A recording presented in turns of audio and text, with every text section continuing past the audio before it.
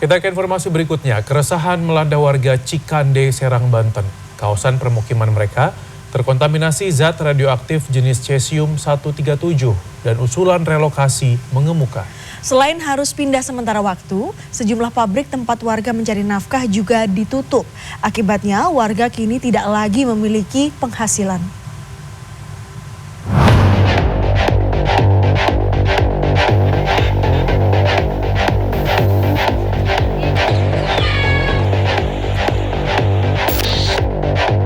Resah, mungkin inilah yang dirasakan warga Cikande, Serang, Banten yang permukimannya masuk ke zona paparan radioaktif. Bagaimana tidak, kini di permukiman penduduk dilakukan pengecekan kontaminasi. Di beberapa rumah yang terdampak, salah satunya di Desa Sukatani, sudah ditempel stiker yang menunjukkan rumah telah terkontaminasi paparan radioaktif CS137T. Dede, salah satu warga yang terdampak radioaktif, mengaku tidak bersedia direlokasi karena merasa masih aman. Selain itu, tidak pernah ada sosialisasi bahkan pemeriksaan kesehatan terhadap warga. Desa Sukatani masuk dalam zona merah paparan radioaktif CS137. Saya enggak siap, jelas. Mungkin warga-warga yang lain juga saya pernah dengar enggak siap kayaknya. Karena menurut mereka dan saya punya, ini di sini aman-aman aja sih, alhamdulillah. Untuk kesehatan juga alhamdulillah lah, pengennya selalu sehat ya. Namanya kalau misalkan sakit-sakit ya pilek, batuk ya mungkin ada musim-musimnya kali ya, wajar. Itu juga cepat nularin kan.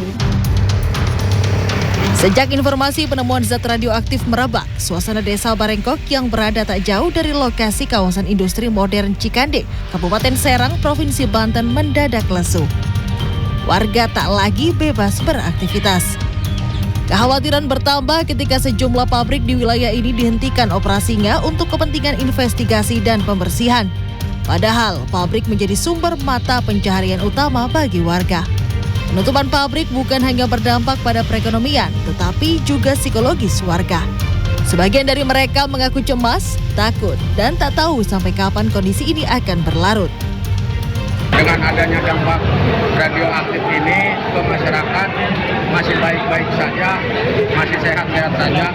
Cuma dampaknya mungkin ke semua karyawan-karyawan ataupun masyarakat Desa Barengkok yang sekarang tadinya kerja di pabrik gudang itu sekarang ditutup akibat dampak dari radio itu. Mungkin kalau sekarang ini dampak nggak ada, alhamdulillah untuk warga Barengkok nggak ada dampak kena radiasi, akan tetapi dampaknya kekerjaan karena mereka itu ada satu pabrik yang ditutup, sementara dia kerjaan di situ, akan tetapi pabriknya lagi ditutup, maka dia nganggur, itu dampaknya. Kasus kontaminasi Cikande ini terungkap setelah Otoritas Pengawas Makanan dan Obat Amerika Serikat FDA melarang produk udang dan cengkeh asal Indonesia masuk ke negara tersebut.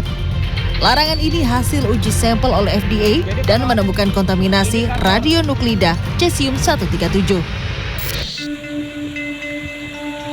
Keresahan yang sama juga melanda petambak udang di Banyuwangi, Jawa Timur. Sejak kasus temuan paparan radioaktif cesium-137, pendapatan mereka anjlok. Harga udang setiap panen anjlok dan permintaan pasar juga turun. Dalam kondisi normal, para petambak udang bisa menebar 700.000 bibit udang pada setiap kolam dengan jenis udang fanami. Namun setelah adanya kasus ini, petambak hanya menebar 400.000 bibit udang. Sebelum ada kasus radiasi paparan radioaktif, harga udang di petambak berada di angka Rp54 hingga Rp58.000 per kilogramnya. Setelah adanya kasus ini, harga udang di petambak turun menjadi Rp42.000 per kilogramnya. Biasanya ketika panen udang dengan kualitas dan harga bagus, maka langsung dikirim ke pabrik dan mengirimnya ke luar negeri. Namun jika harga dan kualitas menurun, para petambak mengirim ke pasar lokal, yaitu Pulau Bali. Bahkan ada sebagian petambak yang udangnya tak laku karena pabrik enggan mengambil hasil panennya. Dan imbasnya saat ini kepada petambak itu pada harga udang. Kalau dulu se-100 itu bisa di angka 54 sampai 58 ribu. Hari ini harganya di 42 ribu. Bahkan ada sebagian dari teman-teman panen itu udangnya tidak terbeli. Karena pabrik tidak berani ngambil. Keresahan ini direspon pemerintah. Satgas Penanganan Kerawanan Bahaya Radiasi Radionuklida Cesium 137 bersama eksportir produk rempah PT Natural Java Spice di kawasan industri Romo Kalisari, Surabaya memberikan keterangan. Produk cengkeh yang dikirim sempat mendapatkan red and yellow notes dari FDA Amerika Serikat terkait cemaran Cesium 137. Hasil uji bapeten di 3 lokasi, pengolahan cengkeh di Surabaya, perkebunan cengkeh di Lampung, dan Pati, Jawa Tengah menunjukkan kontaminasi CS137 dalam jumlah terbatas, namun tak meluas ke wilayah atau komoditas lain. Ditemukan kontaminasi CS137 pada sebagian kecil komoditas cengkeh di Lampung Selatan. Pengukuran menunjukkan tingkat paparan radiasi berada dalam kisaran sangat rendah dan tidak menimbulkan dampak kesehatan langsung bagi warga setempat. Komoditas lain yang juga ada di daerah tersebut seperti kopi, coklat, pinang, dan cabai Jawa dinyatakan bebas dari kontaminasi.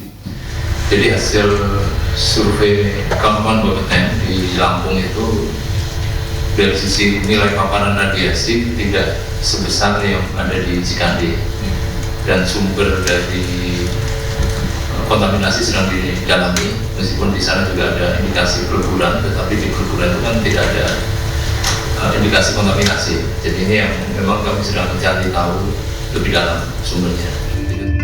Sama dengan kasus cemaran CS137 di produk udang yang diekspor ke Amerika Serikat, sejauh ini dugaan sumber kontaminasi pada produk cengkeh juga berasal dari pabrik baja di Cikande, Serang, Banten.